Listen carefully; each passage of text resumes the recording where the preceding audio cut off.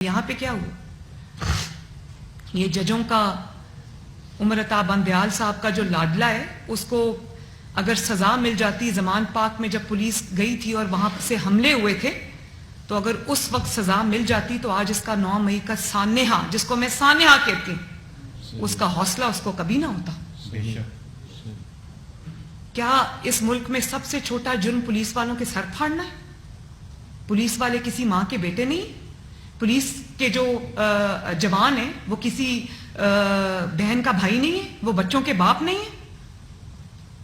ان کے سر توڑنا، ان کی آنکھیں پھوڑنا، ان کے ماتھے پھوڑنا، ان کی ہڈیاں توڑنا، یہ سب سے دنیا کا آسان ترین کام ہے جس کی کوئی سزا نہیں ہے۔ میں عمر عطا بندیال صاحب سے یہ سوال کرتی ہوں، میں لاہور ہائی کورٹ کے چیف جسٹس سے یہ سوال کرتی ہوں، جو ان کو ضمانتوں کی برسات لاڈلے کی طرح کرتے جا رہے ہیں۔ میرے پاکستان کی تاریخ میں، دنیا کی تاریخ میں، عدالتی تاریخ میں، جہاں کہیں آئین اور قانون نام کی کوئی چیز نافذ ہے، پوری دنیا نے کبھی دیکھا کہ ایک ایسے شخص کو رہائی مل گئی ہو جو ریمانڈ پہ تھا؟ ریمانڈ میں کبھی کسی کو ضمانت ملتی؟ ریمانڈ کا ٹائم پورا ہوتا ہے، دوبارہ ضمانت کی درخواست دائر کی جاتی ہے، اس کو ضمانت ملتی ہے تو ملتی ہے، نہیں ملنی ہوتی تو نہیں ملتی۔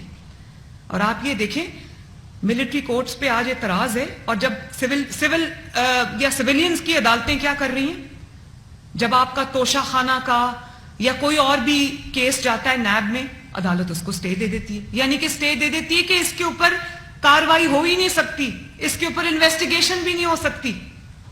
یہ ہو رہا ہے یہاں کی عدالتوں کے اندر، تو کس کا اعتبار ہے ان عدالتوں پہ؟ کون ہے جس کے اوپر ہم اعتبار کریں؟ یہاں پر تو آئین اور قانون کی بات ہی نہیں ہو رہی، یہاں پر تو یا ساس کا قانون چل رہا ہے یا لاڈلی کا قانون چل رہا ہے، مذاق بن کے رہ گیا ان عدالتوں کا۔ آج اگر ججز کی آنکھوں میں آنسو آتے ہیں کہ ہمارے آرڈرز امپلیمنٹ نہیں ہو رہے، تو آپ یہ بھی تو دیکھو آپ آرڈرز کیا دے رہے ہو؟ آپ کے آرڈرز کا تماشا بن کے رہ گیا ہے، آپ کے آرڈرز کا مذاق بن کے رہ گیا ہے، آپ کی کرسیوں کے مذاق بن کے رہ گئی ہیں۔ ہم نہیں چاہتے، ہم وہ لوگ ہیں جنہوں نے عدلیہ کی آزادی کے لیے، ججز کی خود مختاری کے لیے ہم نے تحریک چلائی، اپنی جان ہتھیلی پہ رکھ کے نکلے تھے۔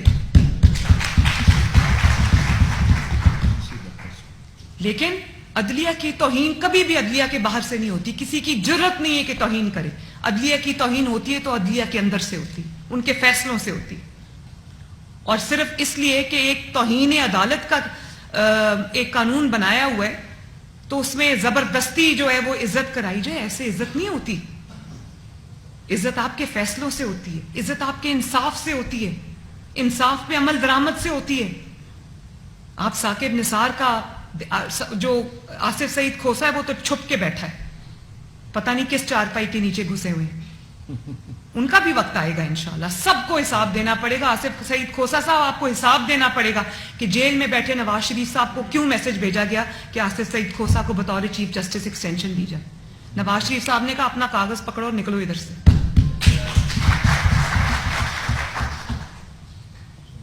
اور پھر آپ دیکھیں کہ جو لاہور ہائی کورٹ کی چیف جسٹس ہیں، انہوں نے ہمارے مسلم لیگ نون کے ایکس ایم پی ہیں اور ٹکٹ ہولڈر ہیں ملک احمد صاحب، ان کو خود جب الیکشن تھا نا 20 بائی الیکشنز، حمزہ شہباز شریف صاحب کے جو بائی الیکشنز ہوئے تھے، اس میں chief justice Lahore high court کا داماد افضل شاہی، جو اب دہشت گردی کرتے ہوئے، تخریب کاری کرتے ہوئے، ہدایات دیتے ہوئے پکڑا گیا ہے، علی افضل شاہی، اس کے لیے ابھی وہ الیکشن نہیں ہوا تھا، وہ فیصلہ آباد سے پی ٹی آئی کے ٹکٹ پہ الیکشن لڑ رہا تھا، اور chief justice Lahore high court نے کہا ملک احمد صاحب کو کہ تمہاری بڑی مہربانی ہے، بیٹیاں سب کی سانجی ہوتی ہیں تو ذرا دھیان کرنا، میرے داماد کو جیتنے دینا۔ یہ حال ہے ان کا۔ اس طرح وہ اپنے بیٹے کی کیمپین چلا رہے تھے اور جتوایا اس کو فیصلہ آباد سے۔ یہ ہماری عدلیہ کا حال ہے۔ اور میں یہ بھی واضح کر دوں کہ عدلیہ کا، میں جب عدلیہ کی بات کرتی ہوں تو جو عدلیہ کے ججز، قانون پہ، آئین پہ چلنے والے ججز ہیں، میں دل سے ان کا احترام کرتی ہوں۔ ان کی خاطر ہم سٹینڈ لینے کو بھی تیار ہیں، ان کی خاطر ہم تحریکیں چلانے کو بھی تیار ہیں، لیکن میں ان ججز کے ساتھ بالکل نہیں کھڑی۔ وہ سب ججز جو ہے وہ تنقید کی زد میں آئیں گے جو عمران خان جیسے مجرم کی سہولت کاری کریں گے، اور اس کے لیے آئین اور قانون کا قتل کریں گے.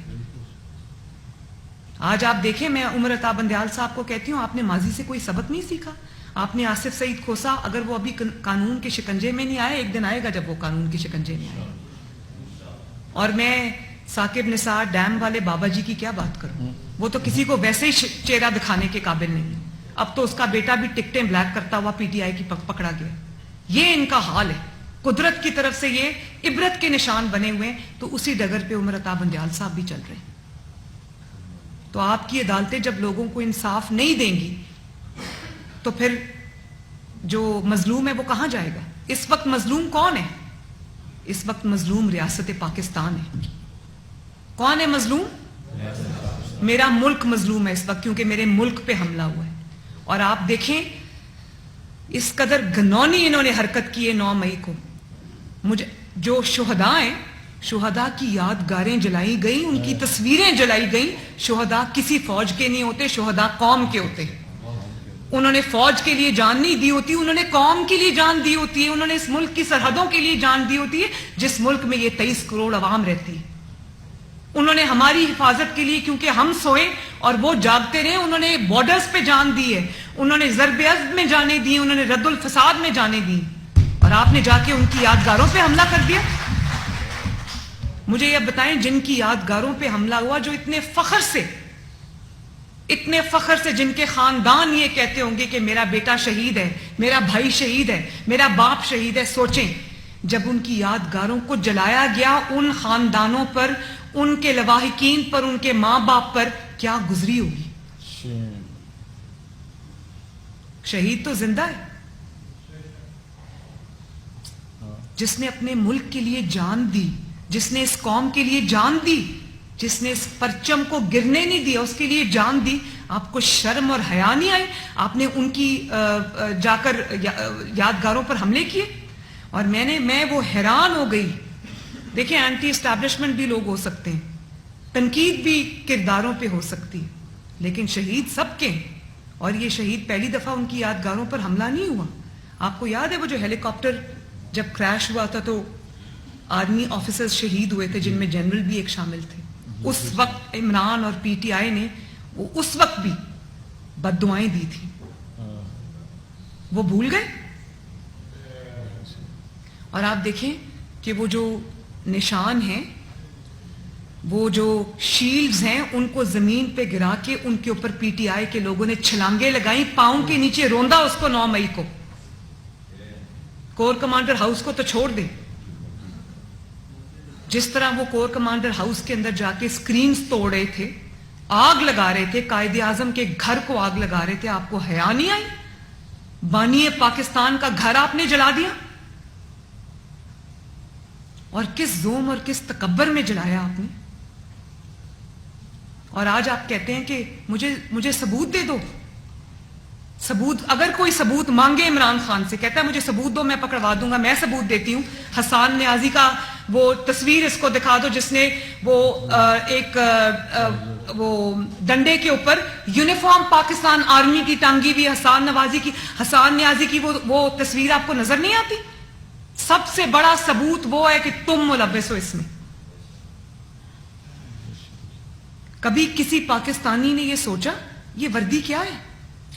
آپ 1000 اختلاف کر سکتے ہیں اسٹیبلشمنٹ سے, لیکن آپ نے وردی ڈنڈے کے اوپر ٹانگ کر اس کو کہا کہ پینٹ کا یہ سائز ہے, اور اس کو ڈنڈے پہ لہرا کر پوری دنیا کو دکھایا. ثبوت چاہیے؟ حسان نیازی کی تصویر دیکھو. ثبوت چاہیے؟ ڈاکٹر یاسمین راشد کی آڈیو سنو.